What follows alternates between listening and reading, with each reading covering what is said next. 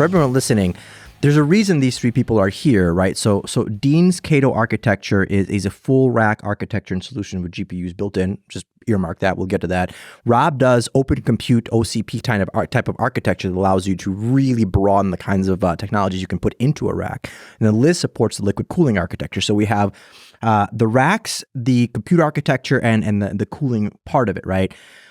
For everyone listening, it's important to sort of wrap your head around what's happening in our industry. I think ChatGPT got to 1 million users in 5 days, 100 million in about a month, and about 9 months in, they were about 1 billion unique users. The only other application that came close to it, drumroll, was Threads. Threads actually hit 1 million in about an hour, but that was it. Is that a direct messaging app on Instagram? That's what that is, That's how right? well you're right. Okay. You know, most people are like, what is Threads? I don't even know that. Yeah. It got up top and then kind of fizzled out because people are like, this is just, Twitter 1.2 or something, X, whatever you want to call it. And so we got up on the stage to discuss, these really critical technologies and how we all support it. And what I want everyone to understand here for just a second is that the biggest shift that's happened in our industry, in our world, is that humanity is experiencing a fundamental shift in how we work with data, how we ask data questions. That's it. It's as simple as it's going to come. For every single person on this podcast that's listening right now, if you've gone to Google or if you've gone to Bing and you've typed in a question, we've been conditioned to, type in a question and we get a pretty blue link, right? God forbid you end up on page 2 of Google. No one belongs there. That's like Mordor.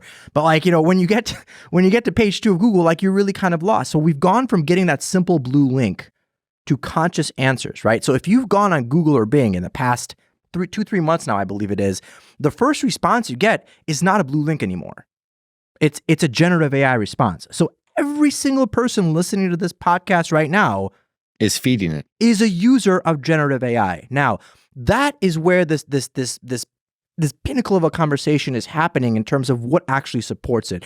So Neu.ro is the interoperability layer. This is my infrastructure that I deploy upon, and OCP are the servers and infrastructure that I use, and Liz's architecture is the cooling environment that we've been working on. The dominant model that we've seen transitioning from legacy data centers to modern ones. And Peter Gross, I'll give you a big shout out for this statement. The data center industry loves innovation as long as it's 10 years old. Yeah. We don't have 10 years. We don't have 10 months anymore, right? We are already losing this race to the giant hyperscalers out there. And data centers, once again, are relegated to traditional workloads, right? VMware, Citrix, traditional Exchange servers and databases, where we actually have an opportunity here to capture this market, this giant pie, to democratize it and support it. That's why these people are here. Just to be very clear, is because these technologies are powerful in terms of it's not just AWS. Sorry, anybody Amazon listening. It's not just Meta. It's not just Microsoft, and it's certainly not just Google. And that's kind of what's fascinating here. And Dean, I'll pass this around the horn a little bit, but Dean, you've had this opportunity to sort of enter this market in, and we've used your ecosystem quite as well. Where you deliver this one really lovely platform where organizations can literally just put this in and start, at simplest way, doing AI.